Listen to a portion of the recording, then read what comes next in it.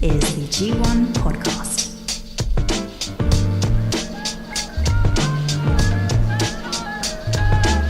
이번 역은 서울역입니다.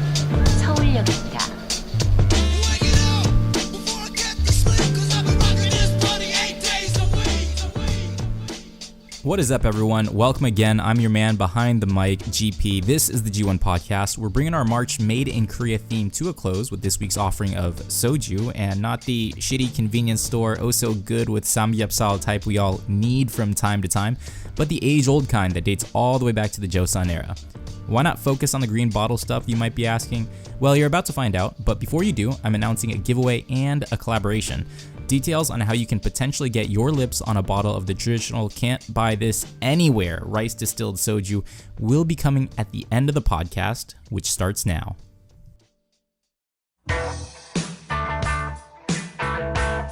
안녕하세요, my name is Soju, 반갑습니다. The Chinese characters that make up my name actually mean burn liquor, and in 2008, I was officially added to the Merriam-Webster dictionary. I first met Soju the second day I was in Korea. It was a sweltering August day in Jeonju, and in true rookie expat fashion, I cracked open a bottle on a picnic table in front of a convenience store, thinking to myself, I've spent more on bottled water in America. Yeah. After my first shot, my mind raced with questions. What is this made out of? Why is it so cheap? So this is what the smell in the elevator was. Why are the bottles all green? I'm a bit embarrassed to admit I didn't finish the bottle that summer day, but today we pick up where I left off and we'll be seeking out the answers to all those questions together. Cheers.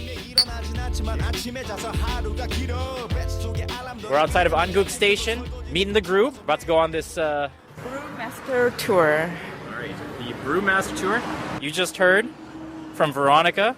Hi, my name is Veronica, a founder of Gastro Tour Seoul. I'm introducing Korean traditional food and culture to expats and tourists from all over the world. So, traditional alcohol culture, actually we call it 가양주, it's a homebrew. We had homebrew culture every time in our traditional, but nobody knows. Before I, opened this business, I didn't even really know about the homebrew. What is that? So I studied and I finally realized it's really good. I've lived here 6.5 years. This is the first time I'm really hearing about home brew. I just thought only some people did it. I didn't know it was so widespread and had so much history. As we snaked our way through Samcheong-dong in northern Seoul, I was able to catch glimpses of Bugaksan Mountain piercing through the narrow alleys between the traditional Korean houses that the area is famous for, a visual reminder of the times that soju was first crafted and distilled. Finally, we arrived Soju studio named Samhae Soju. Let's go inside. Quite the walk to get here. But I've never had traditional soju, so I guess we're gonna see what the difference is. But before we enter, how about a little history? My origins are defined by war. I first began as an offshoot of ROK, a distilled Levantine spirit. Koreans adopted me from Mongolians during their invasion in the 13th century, and the Mongolians themselves learned to brew my forefathers when they invaded the Persian Empire just prior to that. Soju was once again redefined by war in the 20th century. We'll get to that in just a bit. But first, back to the traditional soju studio. 안녕하세요. Wow. That immediately when you open the door, that smell hits you. It's fragrant. It's like soju, but sweeter, much more palatable. Okay, let me introduce the brewmaster, Mr. Kim Taek-sang. He's an intangible national treasure designated by Seoul Metropolitan City. He escorted us over to the line of hangari, waist-high clay pots, that ran the perimeter of the room. Ladies and gentlemen, it's really special day. He will show you the inside of the jar, how it looks like. It's fermenting, so bubbles are coming up. You can see it. 뭐예요? 이게 지금 소주 아니고요. 네. 이 항아리에 술을 담가서 오랫동안 익힌 거거든요. Okay, this is the mixture of water, steamed rice, and then yeast together. It's got this milky texture to it, and the smell it's sweet, it's fragrant, but you can tell that it's alcohol. Yeast, water, and rice. Those simple ingredients, along with temperature and time, would eventually give rise to 3 different traditional drinks. The thickest part at the bottom of the hangari becomes takju, which, when diluted with water, is consumed as makgeolli. The clearer, less dense alcohol at the top is called changju or yakju, which can be enjoyed on its own or distilled to become soju. The brewmaster told me it only takes 7 to 10 days to brew makgeolli, a sharp contrast to the 100 or so days it takes to produce soju, and that the 25 kilograms of rice in each hangari would only yield 30 or 40 bottles of traditional soju. So everything's from one jar from here. As the porcelain shot glasses were being delicately set before us, the brewmaster explained the cultural significance of soju, comparing it with its little brother makgeolli.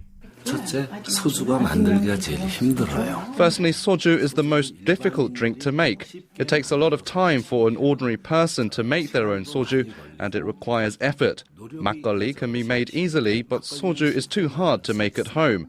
Only aristocrats in the olden days made it themselves. That's also why we called makgeolli the drink of the people, whereas soju was a luxurious drink. 그래서 소주는 거의 안 했어요. In the old days, when you make soju, in order to obtain the cleanest water, the water was drawn from a well before sunrise. However, you don't go through such effort when making makgeolli. And as for makgeolli, the flavor changes over time, whereas soju doesn't. But then, what about the difference between traditional soju and the modern day stuff? In 1965, the Korean government prohibited distilling meat from rice due to food shortages. Manufacturers then adapted by using highly distilled ethanol from sweet potatoes and tapioca, mixed with flavorings and sweeteners. Despite the ban being lifted in 1999, manufacturers still continue to produce meat in this fashion. And now that you know the difference, let's get to drinking. This is the time to taste the master's soju. So you can compare how it's different. Oh, it's the same, like, more concentrated smell of this entire house, and it just, wow. If this is what real soju smells like, I don't mind getting into the subway and last train so much anymore, Doesn't it smell amazing? Oh my, gorgeous.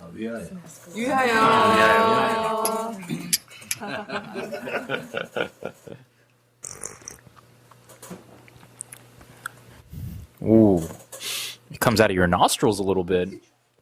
Wow, yeah, it is quite strong, but a lot of people would describe soju as something very synthetic. This is the same essence of soju that we currently have in those green neon bottles, but with something more of a heart and a culture in it. The difference is, of course, like, I feel in my nostrils, I feel the burn, but it takes away all the bitterness and the aftertaste and the cringing that goes with the soju culture that I've kind of grown up with. This is 6.5 years in Korea, and this is my first taste of real soju, so this is much more palatable. Wow. He wants you to guess the alcohol percentage.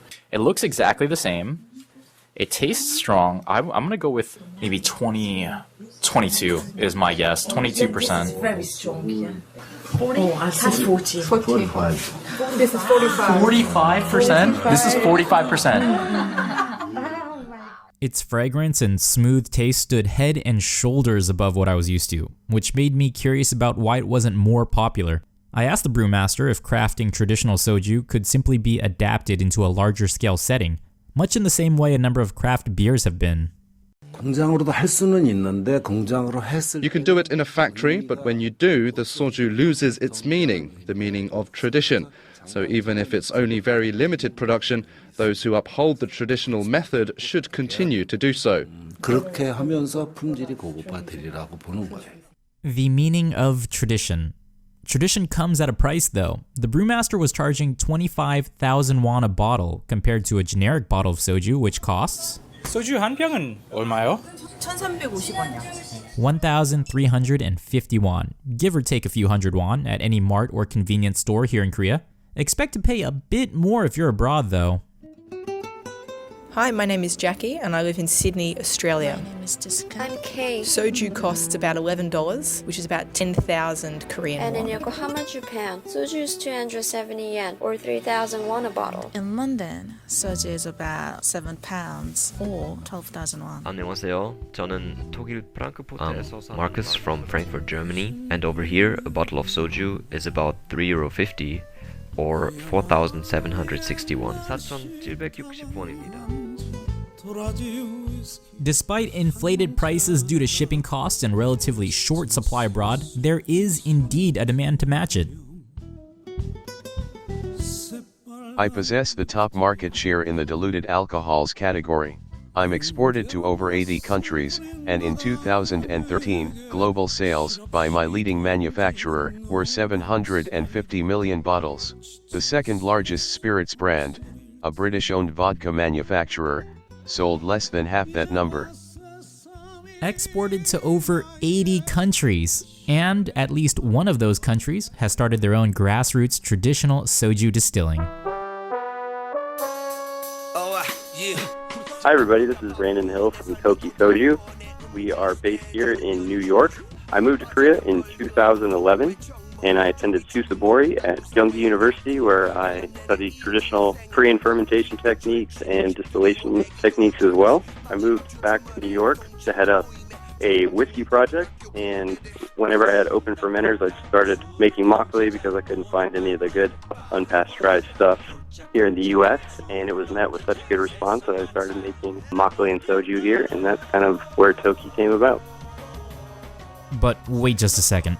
People barely make traditional soju over here in Korea. Why even bother doing it anywhere else? I'm not bound by blood to the culture, but when I went over to Korea, I got to see how beautiful the culture was. It was so hospitable, and everyone was so welcoming and so beautiful, and I fell in love with the food. And what I love about drinking cultures and having a background in making spirits is that initially there's a big language barrier, cultural barrier. Once you start drinking, those walls kind of break down, and you get to start to really know people. Your inhibitions are a little relaxed. So that's what I kind of wanted to bring my experience so other people could have that here and not just, the green bottle stuff that everyone equates to horrible, horrible hangovers. It makes you sad how far estranged it is from history. It's no longer made from rice or nuruk, and it's pretty much just fortified simple syrup with potato or neutral grain spirit with citric acid and harsh chemicals and stuff like that. I'm completely on the other side of the coin. Toki doesn't have any chemicals, any additives, any sweeteners. It's three ingredients. It's yeast, water, and rice, and that's it. And so you know exactly what's going in your body. It's made the traditional way. So that's just what I wanted to bring to the States. I wanted people to see how good Korean spirits can be. It can be just as operate on a high level of respect, just like the Japanese sochus and sakes. And I just wanted to celebrate Korean culture here in the U.S. I noticed that both Brandon and brewmaster Kim Taek-song were quick to point out the difference between their alcohol and cheap, factory-manufactured green bottle soju. So iconic is the green bottle that any other vessel just seems wrong. That wasn't always the case, though. I used to always be seen in clear or sky blue bottles, but in 1994, a brand called Green Soju took the market by storm, dethroning the nation's historically leading manufacturer. Green Soju, which differentiated itself with a green bottle, became so popular that within 5 years, other companies adopted its look. Back to Brandon now. I asked him if soju was really becoming a thing over there, or were people viewing it as a movement for only those who had fallen so in love with Korean culture that it had taken them from K-pop to the K-pub.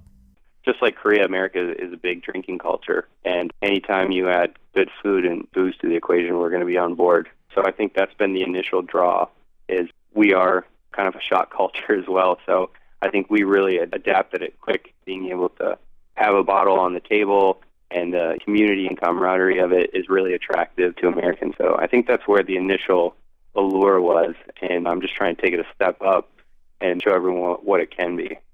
People go out of their way to expose themselves and go out of their comfort zones to try new food, try new spirits, and the craft cocktail scene is massive here as well, and people like to and are willing to pay a high premium for a really nice crafted spirit or beer. And I think once it makes it in the bigger cities like New York, LA, Chicago, it'll spread through the rest of the country like the beer scene has. But right now I think the demand is pretty much isolated to bigger cities. Apparently, artisanal soju is carving out a place for itself in the liquor cabinets of spirit enthusiasts, in New York at least. But does it stand a chance in its home country where cheap, mass-manufactured soju dominates the market? Korea has become a world power, and the food is already operating on just such a high level. Like the food, they've already nailed it. And I think closely behind this is going to become spirits. There's going to be a massive market for high-quality makgeolli and high-quality soju, and that's going to come pretty soon, especially with more money pouring into Korea, the more globalization where the Korean community coming over here and the craft movement spreading from Europe to the Americas, and now Japan's already on board. They're now responsible for the best single malt whiskeys on the planet as of last year. I think it's becoming a global thing to every country that can afford to indulge, and I think Korea's right at the cusp. So it's going to change over there pretty soon as well. And I think, same for America. I've seen a big trend in the bar scene with lower proof spirits, especially vermouths, amaros, sakes, and I think soju's going to be grouped into those. That's going to be one of the next big things in the Americas as well. 미래에는 분명히 우리나라 사람들도 In the future, I believe Koreans will definitely prefer and switch to proper high-quality traditional Korean alcohol rather than the cheap stuff. We also have to think about health, and more people can tell the difference between diluted soju and traditional soju. People are willing to forego the amount they drink in order to enjoy great taste. I don't think this future is very far off.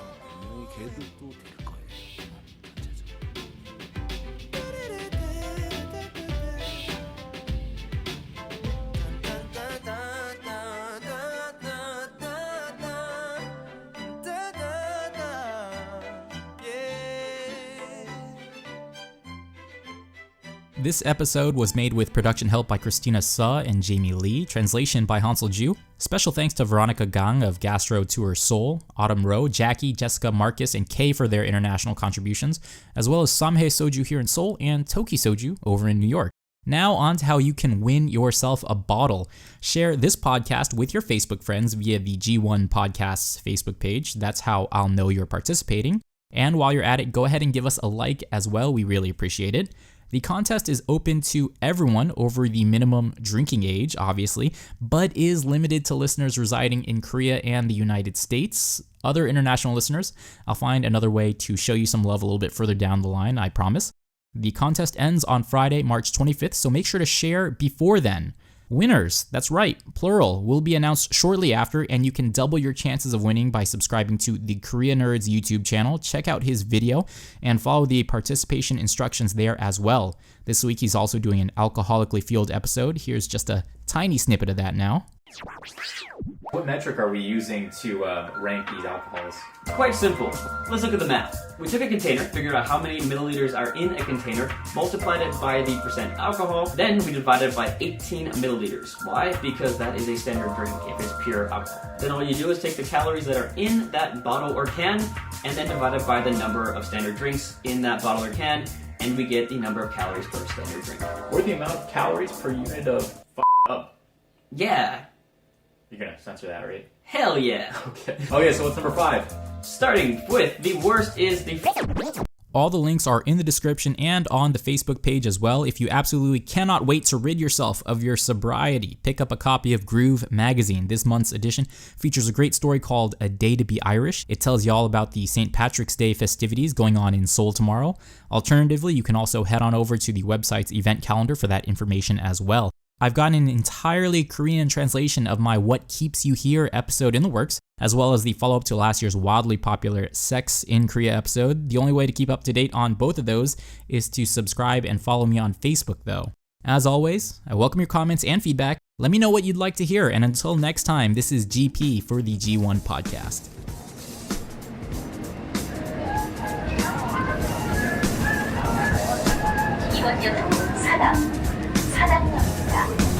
내리시면 왼쪽입니다. 잠시 뒤 신호를